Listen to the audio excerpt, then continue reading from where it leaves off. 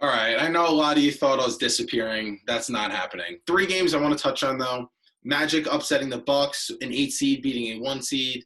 Then the Clippers and the Mavs. We all know Porzingis getting ejected. Wanted to touch on that. And then the matchups we've all been waiting for me to talk about: the Lakers and the Blazers. The Magic and the Bucks. I'm going to really keep it short and sweet. The Bucks are fine. The Magic snuck out a game one. That's a fluke game. The Bucks will be just fine. That's it. They will win the series. Don't stress over it. If you actually think that the Magic are going to beat the Bucks, God bless your soul. Next, the Clippers and the Mavericks. Definitely want to touch on that. Right out of the gate, the Clippers jumped out to a 10-0 lead, and I said, damn, this is going to be a blowout. I'm like, the Clippers won the series already. Just at that 10-0 lead, between the way they were trapping Luka. Luka looked like a deer in headlights. Dim looked very comfortable.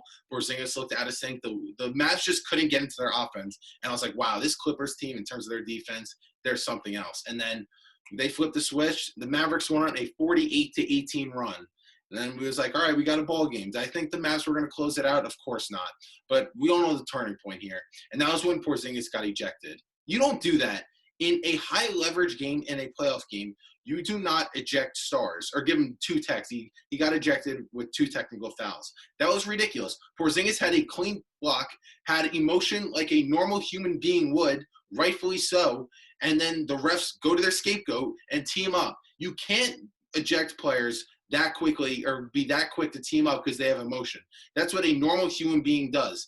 If the refs want to actually have players not get teed up, not throw guys out of the games, make the right calls. That was a bad call. That was what a normal person would do in a normal situation by Porzingis, showing his emotions and frustration of a bad call when he had a clean block. And from there, yes, the Mavs kept themselves in the game. They were kind of playing catch up. Luka Doncic was absolutely phenomenal.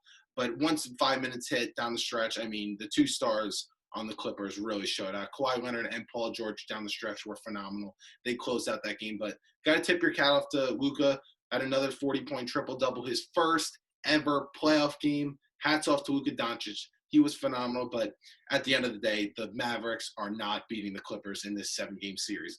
If the Mavs wanted to make this series any bit interesting or even think about winning it, they needed to steal game one, and they just simply did not have enough with Porzingis leaving. Yeah, like I touched on before, they kept themselves in the game, but at the end of the day, you know they weren't going to beat them.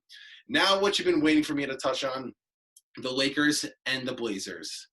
We've seen this history with LeBron-led teams that his game ones are usually field games. We've seen it in the Eastern Conference Finals. The last time we seen him in the playoffs against the Celtics, we've seen it against the Pacers. The last time he actually did lose a first-round series, we've seen it in the 2015 Eastern Conference semifinals against the Bulls, seen it against in 2012 and 2013 NBA Finals. So we've seen this movie before, but I got to be honest. My gut says the Blazers may win this series.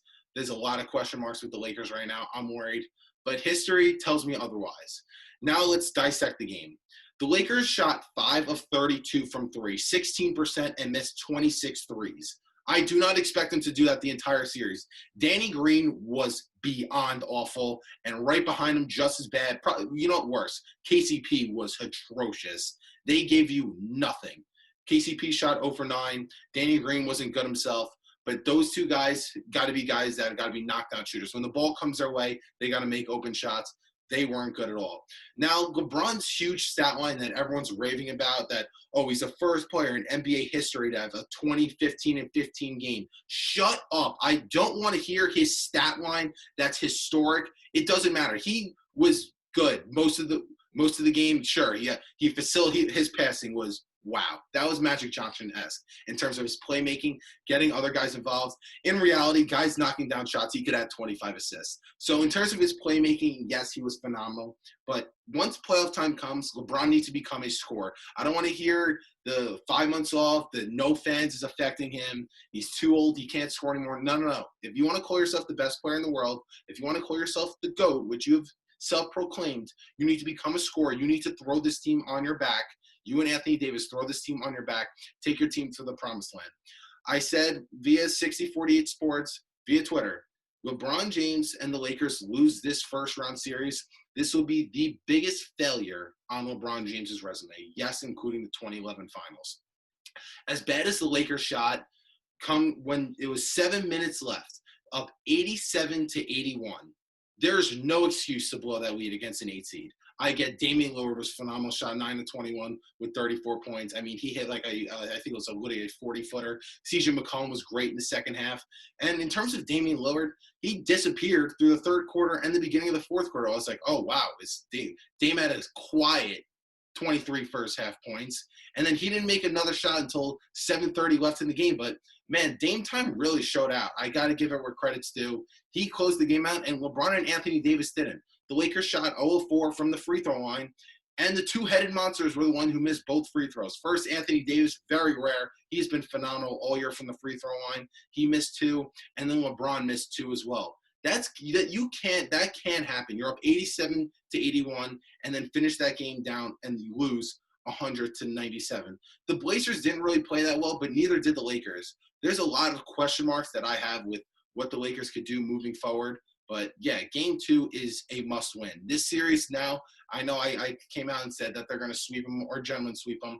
I'm definitely wrong here, but there's a lot of things to be concerned if I'm the Lakers. But I got to give some credit where credit's due. Kuzma off the bench gave you 14 points. I thought he was awesome. Dwight Howard and JaVale McGee really playing physical. I loved what Dwight Howard brought. He got into foul trouble early, but I thought he played really well. But Anthony Davis wasn't efficient, but what I like what Anthony Davis did, when his shot's not falling, he found other ways to contribute, and that's getting to the free throw line. I believe he shot 12 of 17 from the free throw line, but he wasn't very efficient from the field. I expect that to change. We've seen what Anthony Davis has done, even in the bubble, in the 8 regular season games. Yeah, he's been inconsistent, but we've seen especially the entire regular season.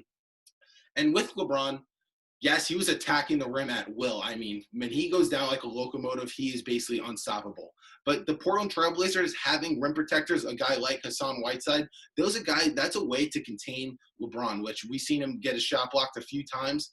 But the thing that's really concerning with him is why I actually think now that the Blazers have a real chance to win this series is his jump shot. His jump shot is disappeared. He doesn't look confident. He's forcing shots. Down the stretch, I think he took like a 35-footer. I was like, what are you doing? That was atrocious. That really put them in a bad spot. And he just looks like he's pushing the ball. He's not shooting the ball. He only shot, I believe he shot 1 of 4, 1 of 5 from 3. But that jump shot, he needs to have a jump shot. If guys are just going to be able to play him in the paint, the Blazers can definitely win this series. But LeBron and Anthony Davis are really going to have to carry a heavier load because the rest of the roster, yeah, it's mediocre. Again, love what Kuzma's bringing to the table. The bigs, yeah, they're not going to give you scoring, but with shot blocking and defense, they're definitely giving you that there. But the guards are basically useless. Caruso, yeah, he gave a little spark off the bench, gave you some energy, had that crazy dunk everyone loves. But they have no one else who could play make besides LeBron James. But I don't want to hear the excuses. I don't want to hear his roster's too good. He's playing a juggernaut. There's no Warriors this year. This is an 8-seeded Blazers team. Yes, they are hot. Damian Lillard has played like the best player in basketball. But I don't want to hear the excuses. Get it done, period.